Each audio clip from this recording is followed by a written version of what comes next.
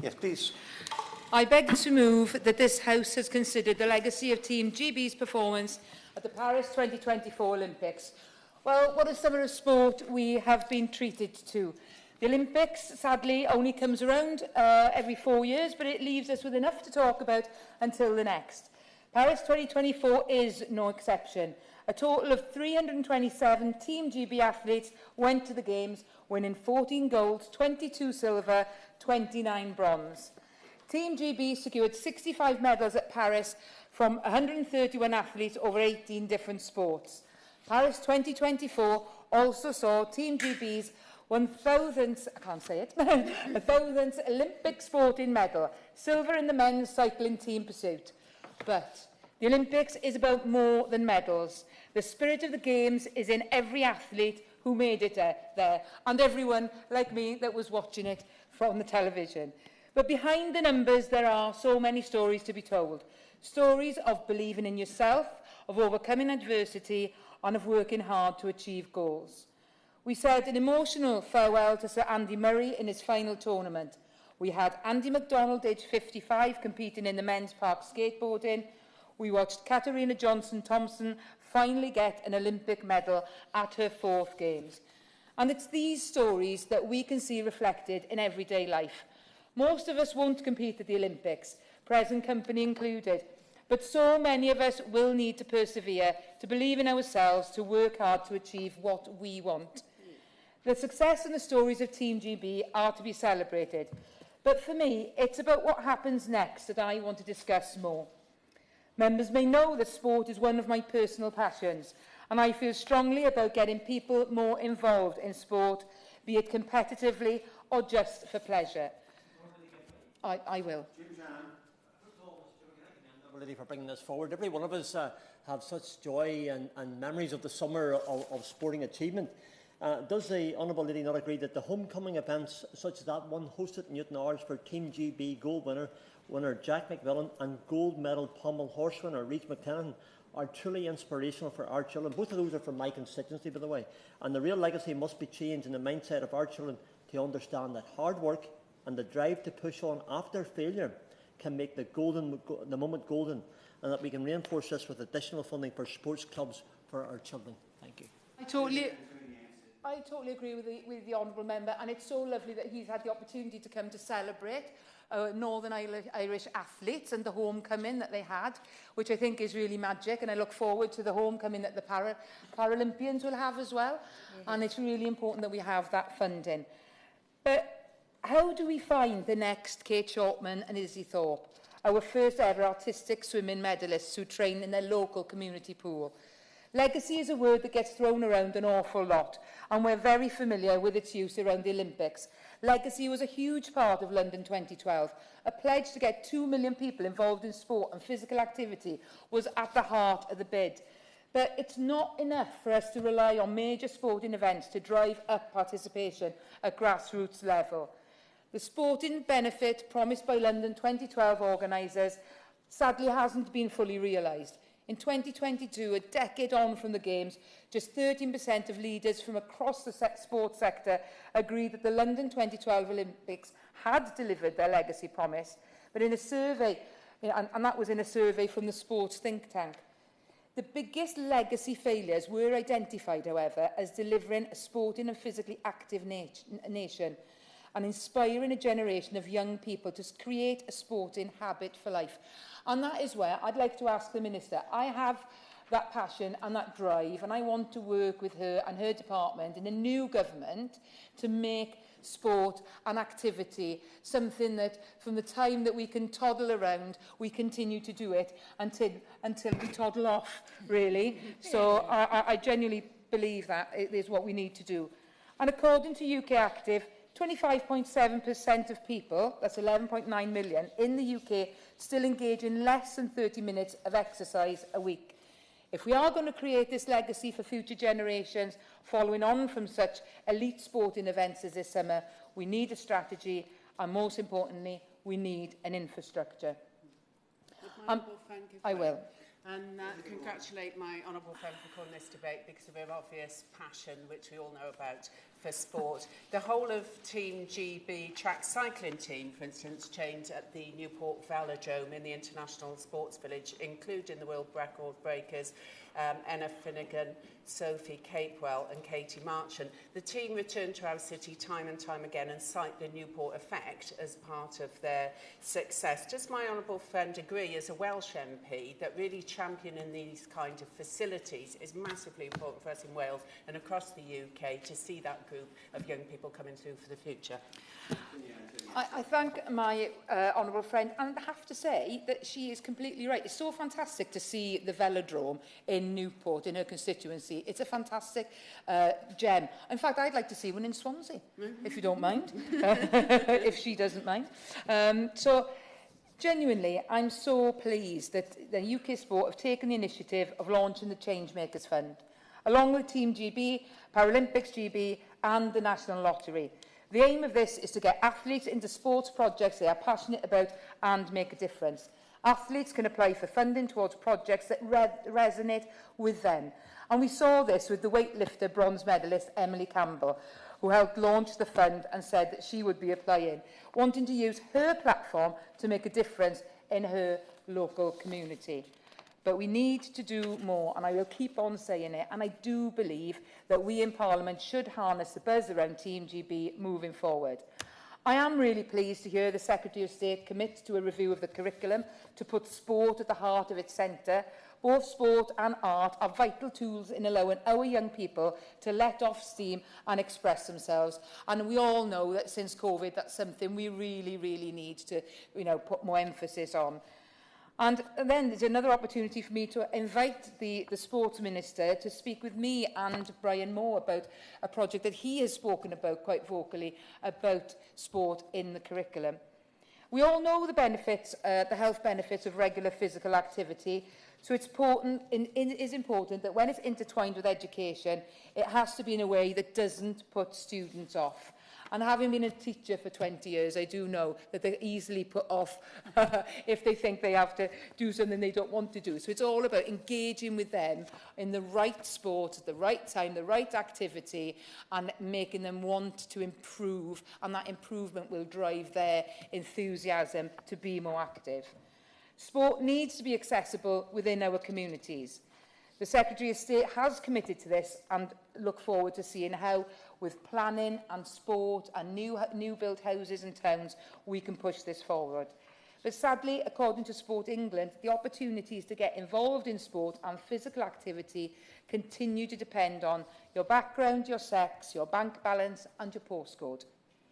According to UK Active, only 42% of children from less affluent families meet the Chief Medical Officer's activity guidelines, compared to 52% from more affluent backgrounds. Worryingly, just 45% of children in the most deprived areas can swim 25 metres, compared to 76% in wealthier regions. Research shows time and again that girls and women over all age groups are less likely to participate in sport than their male counterparts. And we need to urgently address this. I hope to see a strategy that we can commit to inspire women and girls to be more active. Women in sport have found that only 29% of girls dream of reaching the top on their sport, compared to 52% of boys. And I just want to inspire all of those girls in the future to be the best they can. I know people know that I've played rugby for Wales, and I didn't have that opportunity growing up. But if you've got a sport that you love, an activity you can share with your friends, it all goes towards your well-being, your happiness and your future health. And that's something this government will be embracing. Sport England's Active Lives Adults report for 22-23 found that those who identify as Black, Asian, excluding Chinese or other were less likely to be active than those who identify as white British. We need to be thinking about these statistics that are being produced, because the facts have repeated themselves time and time again. There are root causes to these, and they have been revealed, but rarely acted on. And I'd like to ask the Minister what plans her department has to review participation levels and take steps to address the imbalance, because the benefits to participation are more than improving physical fitness. And I just want to say as well, this morning I came into Parliament having played tennis with my friend, who's to my left here, and it's a joy to have the opportunity. Jim, I'll drop you a text. But I have to say that I hadn't picked up a tennis racket since I was a child. And the only reason why I played tennis as a child was because it was the nearest place that I could go to play sport. I couldn't play rugby, I couldn't play cricket, and the opportunity was there for me to play tennis. Perhaps my parents wanted to get rid of me on a Saturday morning for 50p, but those opportunities are here, and being active, whatever your size, whatever your ability, for me is key. And it makes me happy. Coming to work, really happy every day. So picking up a sport, having a community and belonging, and team sports and lifelong friendships, cross-party friendships, which we know in this house are very, very important. I've spoken about my rugby career, but I still pick up my rugby boots, my gum shield, and put my shorts on for the Wooden Spoon Welsh Women's Veterans team, and also for the Commons and Lords rugby team, which plays an important part in the lives of parliamentarians who don't often have the chance to be active. So that's why it's important, and it's still important to me at the ripe old age of nearly 53. But furthermore, Sports England's Moving Communities report found that 7 million participants at 563 leisure facilities in England in 23-24 generated £891 million in wider social value, the most significant contribution being higher well-being derived by participants engaging in sport and physical activity. The average total social value per participant is estimated to be £119 in 2023-24. But there are also positive examples to learn from. The FA launched the Inspiring Positive Change Strategy in 2020 to create a sustainable future for girls and women's football in England. When the Lionesses won the Euros in 2022, 41% of secondary schools in England offered football to girls in PE lessons. Should be 100, mind, but not. But that's brilliant. It's absolutely great. And after the team campaigned tirelessly, the last government committed to equal access to all sports in schools, and by the end of 2023, 75% of schools had met this target, a year before the FA's own target. Inspiring Positive Change was a multi-layered scheme that covered grassroots through to professional football. It focused not only on the game, but the wider structures, like coaching and refereeing. And that's where, if a child in school feels that they love a sport, then they should be the opportunities. If they're not in the top, they feel that they can't compete. It's really important that they're part of the game. And coaching and refereeing is one of the... If we don't have coaches and referees, we're not playing, we're not on the pitch. So they play an integral part. But for children to understand that is part of the process that we have to push forward. And it's a great example of how we can utilise good results to improve uptake and not rely on them. The structures were already in place when the Lionesses took the trophy, and that's wonderful. But I prefer a different shape ball, which I've obviously spoken about, and 2025 sees the Women's Rugby World Cup hosted in England. And I hope that being able to see that and believe it will help women and girls across the United Kingdom to see that they can pull on their jersey for their country and represent themselves. Now, getting people more active, as I have impressed on everybody, is something that one government department can fix, because the reasons why people don't participate are so varied. Furthermore, there are metaphorical hurdles in the way, even when people don't want to take part. Facilities may be too far away, too expensive, or in too poor condition. And what we've seen recently, and all of us will have seen this in our constituencies, the rise in energy prices over the past few years that have led to so many leisure centres and swimming pools either closing, changing their opening hours, and we're seeing a lack of uptake in these sports. And so if we are serious about getting people moving, departments across Westminster need to engage. the Department of Health, the Ministry of Housing, communities and local government, the Treasury, and the list goes on. We also need to work with devolved governments, local authorities, community leaders. And so would the Minister commit to a cross-government approach to increasing participation in sport and physical activity, and ensuring that after Los Angeles 2028, we are in a much, much better place to discuss legacy?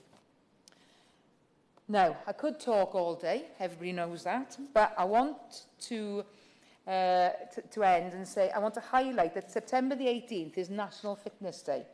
It's a great opportunity to grab the excitement from this summer and push it into long-term investment in sport and physical activity. I will. Impressive speech, and I commend my honourable friend for it. I agree with her legacy is really important, and the Paris Olympics have made me almost as proud as I was after London 2012, and who will forget not just the brilliant sports men and women, but also Her Late Majesty jumping out of the helicopter. As she talks about legacy, it's got to be, in my view, our young people seeing themselves playing the sports and on the pitches. And so, with that in mind, would my honourable friend join me in congratulating Dan Bingham, who won silver on the cycling track? He was born and raised in Newcastle-under-Lyme, and I think speaks to just how we can maintain that legacy by our young people seeing those who did so well and follow their lead.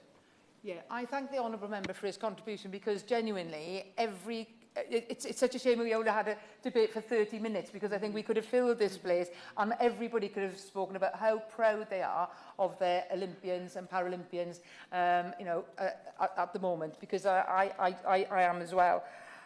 And, let's use National Fitness Day to see millions of people get involved and, to highlight the role that physical activity plays across the UK, raising awareness of its importance in assisting us to healthier lifestyles. And look, finally, we are actually being treated to a storming show from the Paralympics GB. They are currently sitting in second place on the medal table. And I was fortunate enough to be the guest of Alwyn, the National Lottery, on the weekend at the Paralympics. And what an absolute wonderful experience that was. And if anyone is still not over the Olympics, I implore you to watch the Paralympics, because the coverage on Channel 4 is absolutely outstanding. I've not touched on the legacy of Paralympics GB here, as the Games are still ongoing. So perhaps I'll be back here soon talking about grassroots disability sport.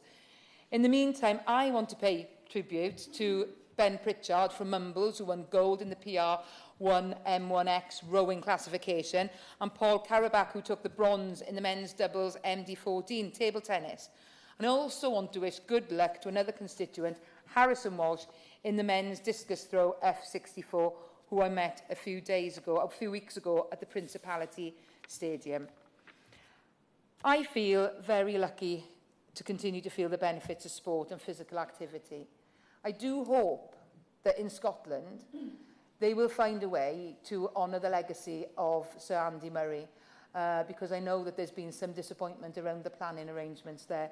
So I would like to take this opportunity to celebrate his career, celebrate the careers of all our Olympians and sports people, and say that with a new Labour government and a successful Olympic outing, I really do hope the rest of the country, Northern Ireland, Scotland, Wales and England, will get the opportunity to feel the joy that I do and to celebrate their Olympians and Paralympians. Thank you, Chair. The question is that this House has considered the legacy of Team GB's performance at the Paris 2024 Olympics. Stephanie Pickett. Thank you, Sir Christopher. It is a pleasure to serve under your chairmanship. And I would, of course, like to begin by congratulating my honourable friend, the member for the Gower, for securing this important debate and for such a thoughtful speech. As the Minister responsible for sport, I could not be prouder of the performance of our Olympians in Paris.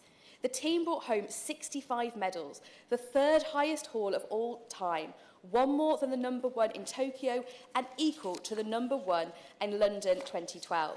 There were so many incredible moments. Tom Pidcock's recovery from a puncture to take gold in the mountain biking, Alex Shee's sprint finish to snatch gold in the men's triathlon, and Keely Hodgkinson storming to gold on the track in the 800 metres, to name but a few. Barnsley's own Becky Moody also brought home a bronze as part of the Team GB dressage team.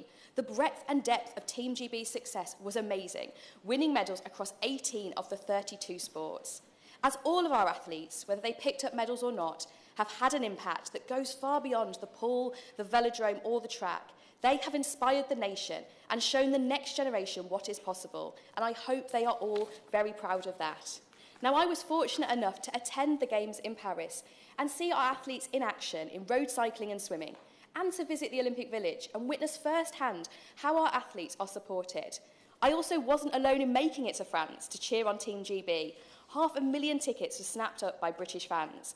And for all of the fans who didn't make it over there were millions more back home who were gripped by the amazing performances of our athletes on the other side of the channel. With the Paralympic Games now well underway, it would be remiss of me not to mention Paralympics GB and the incredible performances that we are seeing from our athletes. The UK is the birthplace of the Paralympic movement, and Paralympics GB has finished in the top 3 at every game since Sydney 2000. I was delighted to be there last weekend to see the amazing team in action.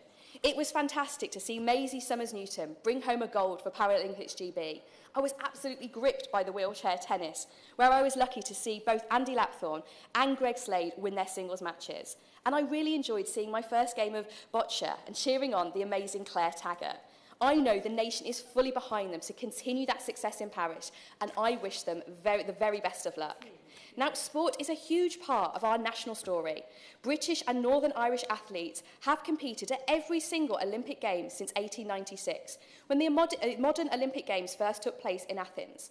The Great Britain and Northern Irish teams have the distinction of being the only nation to have won a gold medal at every Summer Olympic Games since. Team GB have been in the top 7 in the Olympics since 2008.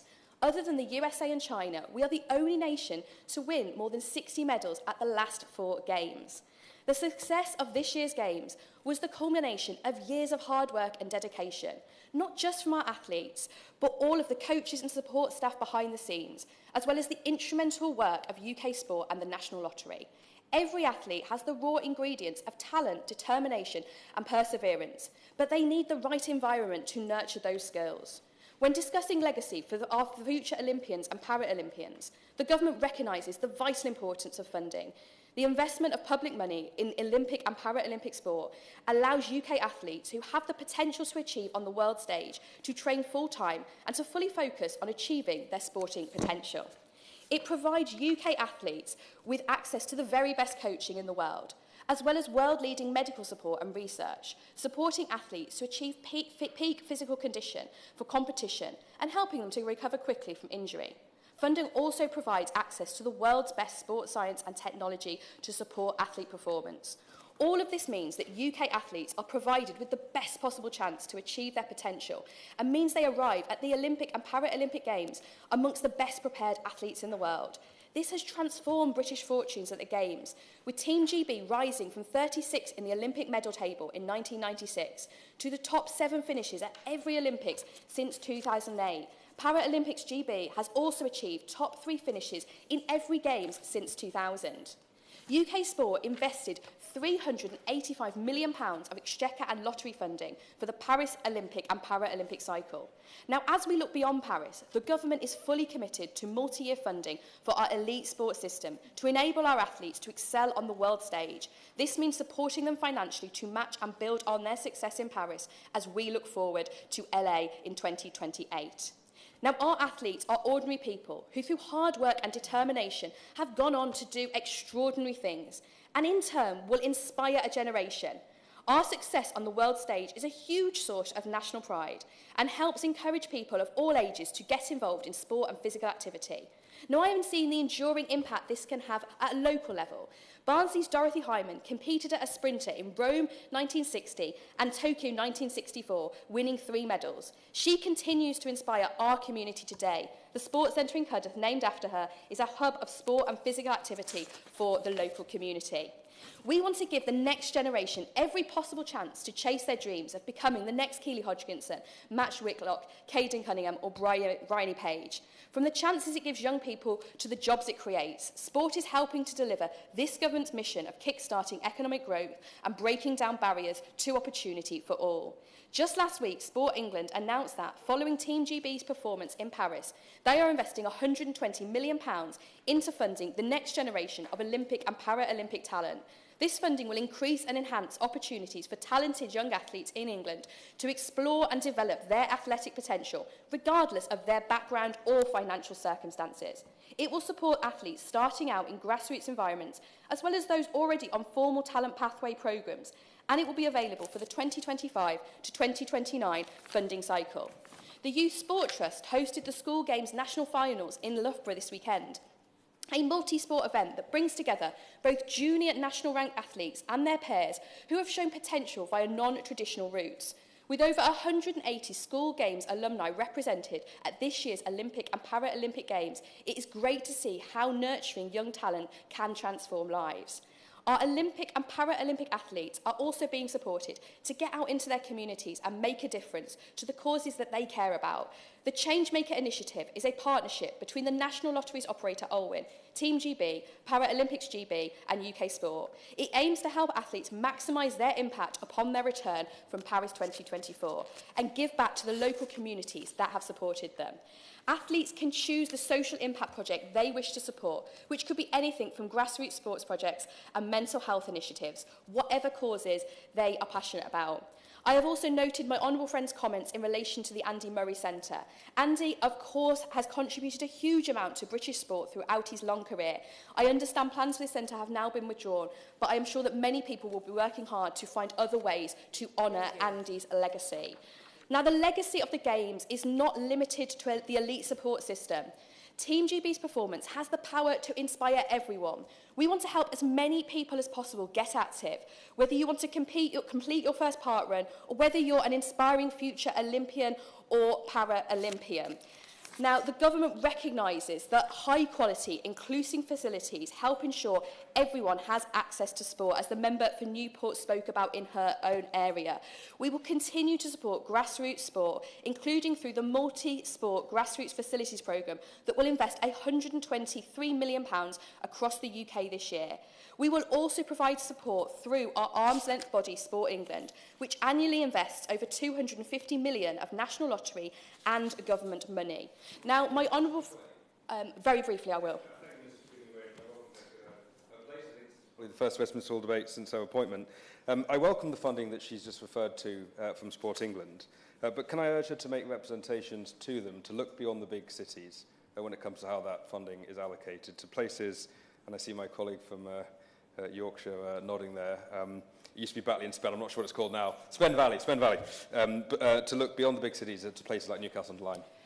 As a Member of Parliament who represents a town, I hear his comments. Now, in the interest of time, I just want to address the questions my honourable friend put to me. She asked that we work holistically across government to address participation inequalities. As she will know, this government is focused on delivering our 5 core missions, including breaking down barriers for everyone and fixing the NHS by improving the health of our nation. We recognise that increasing physical activity rates across the population is fundamental, and that is why I will work with my ministerial colleagues to ensure that sport is a key part of delivering these missions. She also asked me to meet her and talk about the curriculum. As a former teacher, I would be delighted. Now, in closing, this debate has been a brilliant opportunity to outline this government's commitment to maximise the legacy of our biggest sporting events. We are, of course, committed to supporting sport and physical activity, whether that be our Olympic and Paralympic future stars, funding our grassroots sports system to ensure everyone has the access to sport and physical activity that they deserve. So I once again thank my honourable friend for bringing this important debate. The question is that this House has considered the legacy of Team GB's performance at the Paris 2024 Olympics. As many can say aye. The contrary, no. I think the ayes have it. The ayes have it. Order, order. The sitting is suspended until 2:30 p.m.